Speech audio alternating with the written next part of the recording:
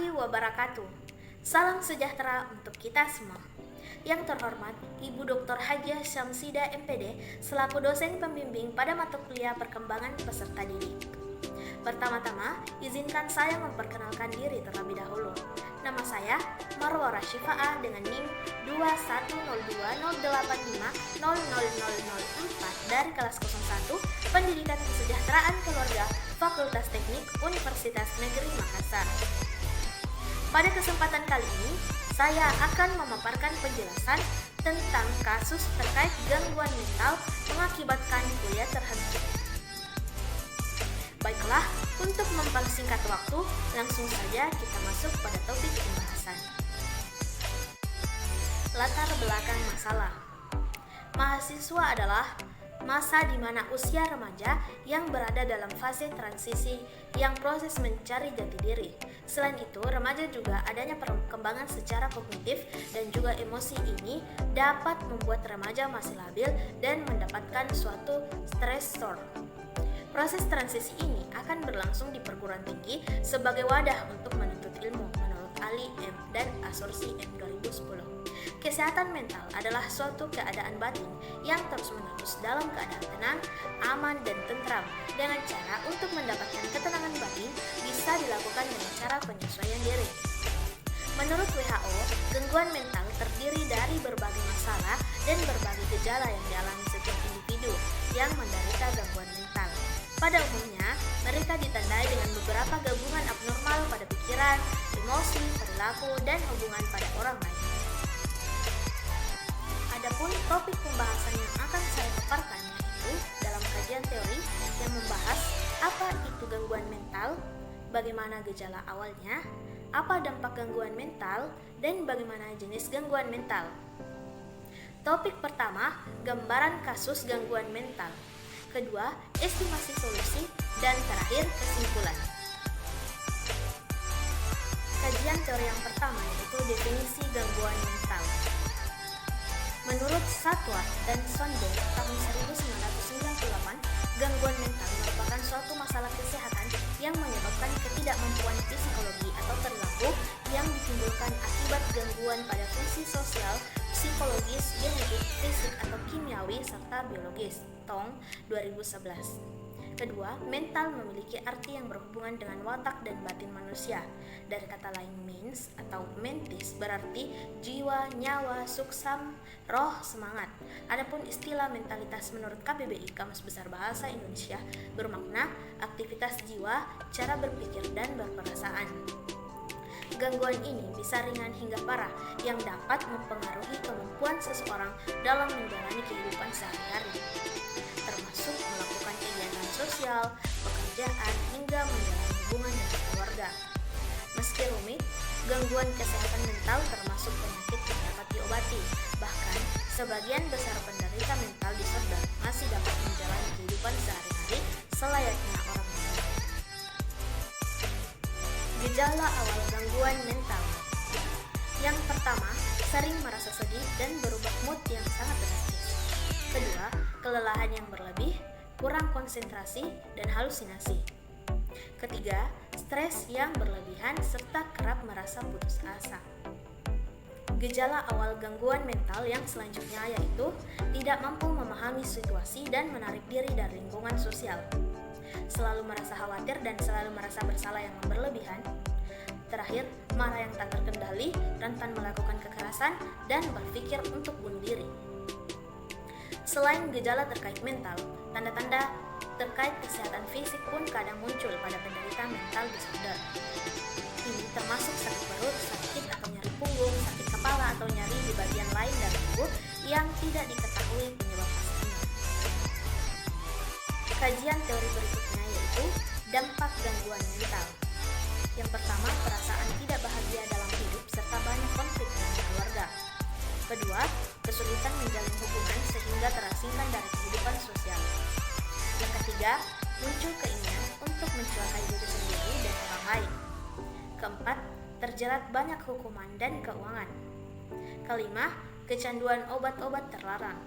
Dan yang terakhir, rentan sakit akibat daya tahan tubuh menurun. Kajian teori selanjutnya yaitu yaitu jenis gangguan mental. Jenis yang pertama yaitu depresi. Banyak hal yang membuat mahasiswa terkena depresi. Beberapa di antaranya mungkin karena kurangnya manajemen dalam mengatur waktu bermain dan kuliah. Tidak hanya itu, persaingan yang semakin terbuka dan ketat saat masa kuliah membuat mahasiswa menjadi tidak percaya diri akan kemampuannya dan merasa tidak bisa melakukan apapun dibandingkan teman-temannya. Yang kedua, gangguan kecemasan yang berlebih. Rasa cemas berlebihan atau anxiety disorder dapat mengganggu aktivitas sehari-hari dan membuat kita tidak dapat menjalani hidup seperti biasa. Gangguan kecemasan nyatanya tidak dapat disepelekan karena menyebabkan gangguan fisik hingga meningkatkan resiko penyakit jantung. Ada beberapa hal yang dapat menyebabkan mahasiswa mengalami gangguan kecemasan seperti tekanan akademis maupun kehidupan sosial. Ketiga, insomnia. Belajar dan mengerjakan tugas terkadang membuat seorang mahasiswa terjaga hingga larut malam. Kebiasaan ini dapat berdampak buruk bagi kesehatan. Insomnia yang membuat kekurangan waktu istirahat dikenal memiliki dampak buruk pada fungsi kognitif. Kurangnya tidur atau istirahat membuat otak terasa lelah sehingga mengakibatkan sulit berkonsentrasi dan berpikir dengan baik. Sebaiknya atur waktu belajar dengan baik agar terhindar dari insomnia. Jenis yang terakhir yaitu gangguan makan. Gangguan makan adalah penyebab gangguan mental yang paling sering terjadi pada mahasiswa. Gangguan ini semakin buruk ketika kita tidak menyadari bahwa kita menderita gangguan makan. Jika merasa mengalami gangguan makan, sebaiknya paksakan diri untuk kembali pada pola makan seperti awal. Tidak ada salahnya untuk memperbanyak konsumsi buah dan sayur. Nutrisi dan gizi yang terpenuhi nyatanya membantu untuk lebih mudah menjalani tugas sebagai mahasiswa. Selanjutnya C. Gambaran kasus. Berita gangguan mental tidak asing lagi terdengar. Sudah banyak kasus menyangkut gangguan mental. Salah satunya gangguan mental pada mahasiswa. Tidak menutup kemungkinan mahasiswa terkena gangguan mental karena banyak hal, seperti tekanan sosial, tugas yang menumpuk, pola hidup yang berantakan, dan masih banyak lagi. Di sini, saya mengangkat sebuah kasus dari daerah saya sendiri, yaitu di Majene, Sulawesi Barat, di mana ada seorang mahasiswa di salah satu universitas yang mengalami gangguan mental. Mahasiswa ini terkena gangguan mental karena stres mengerjakan tugas perkuliahan, tekanan keluarga yang selalu menuntutnya untuk mendapatkan nilai yang bagus, kurang membuka diri pada orang sehingga mempunyai teman yang sedikit. Juga ia belum siap untuk menghadapi dunia perkuliahan. Mahasiswa tersebut awalnya memang tidak banyak berbicara.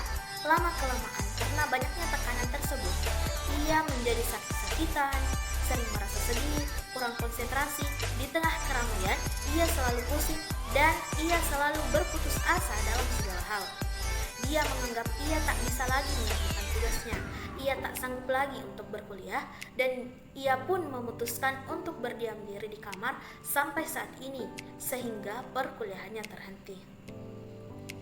Gangguan mental tersebut mengakibatkan ia sudah tak ingin berbicara ke siapapun lagi, tatapannya selalu kosong, pola makannya tidak teratur, dan penyakitnya yang semakin parah. Sudah banyak yang menyarankan untuk membawa ia berkonsultasi ke dokter ataupun psikolog. Namun, ia sendiri tak ingin untuk dibawa. Kamarnya selalu ia kunci dan sudah banyak orang yang membujuknya, namun ia tetap di dalam kamar. Selanjutnya, D. Estimasi solusi. Dari kasus di atas, kita dapat memberikan solusi untuk gangguan mentalnya dengan cara sebagai berikut. Yang pertama, mengajaknya untuk ngobrol. Terkadang, tekanan akademis biasa sangat berat untuk ditangani, sehingga sangat wajar bila merasa stres. Jika kalian merasa cemas atau stres, jangan menyimpan untuk diri sendiri. Bicaralah dengan seseorang, baik itu teman, anggota keluarga, ataupun dosen di kampus. Ingatlah, akan selalu ada cara untuk membantu merasa lebih baik dalam mengatasi masalah apapun. Yang kedua, rutin berolahraga. Tetap aktif dengan melakukan olahraga ringan selama 20 menit dalam sehari untuk menjadi kunci membantu mengatasi stres atau depresi karena kuliah. Endorfin yang dilepaskan selama berolahraga terbukti secara klinis membantu merasa bahagia, tidur lebih nyenyak, dan lebih berkonsentrasi. Yang ketiga, luangkan waktu untuk me time. Cobalah untuk menghilangkan tekanan dan melakukan sesuatu yang disukai atau me time untuk mengalihkan pikiran dari berbagai hal. Misalnya, menonton film, menggambar, atau mendengarkan musik. Selain itu, meditasi juga merupakan cara yang bagus untuk menenangkan pikiran. Yang keempat, istirahat yang cukup. Terapkan pola tidur yang teratur. Pasalnya, pola tidur yang teratur lebih bermanfaat daripada menghabiskan waktu untuk tidur lebih banyak. Jadi, cobalah tidur dan bangun pada waktu yang sama setiap hari. Jika kesulitan untuk menerapkannya, cobalah mendengarkan sesuatu yang menenangkan dan membuat Anda tidur lebih cepat. Adapun kesimpulan dari materi saya yaitu, kesehatan mental adalah suatu keadaan batin yang terus-menerus dalam keadaan tenang, aman, dan tentram. Dengan cara untuk mendapatkan ketenangan batin bisa dilakukan dengan penyesuaian diri.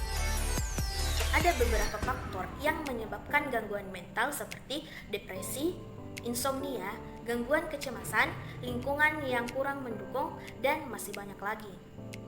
Dampak yang biasanya terjadi yaitu sering merasa sedih, kehilangan kemampuan untuk berkonsentrasi, ketakutan dan cemas berlebih, mood yang berubah-ubah, halusinasi, hingga dapat menyebabkan kematian.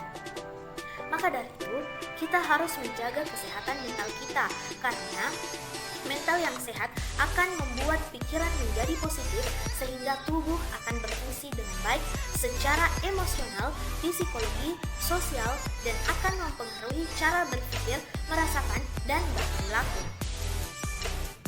Itulah tadi pemaparan penjelasan saya tentang kasus terkait gangguan mental yang mengakibatkan kuliah terhenti. Terima kasih kepada dosen pembimbing yang telah memberikan tugas ini. Semoga apa yang saya paparkan dapat bermanfaat bagi diri pribadi dan bagi para penonton dari video ini. Apabila ada kekurangan dan kesalahan dalam proses pemaparan saya memohon maaf atas segalanya. Wabillahi taufiq wal hidayah. Wassalamualaikum warahmatullahi wabarakatuh.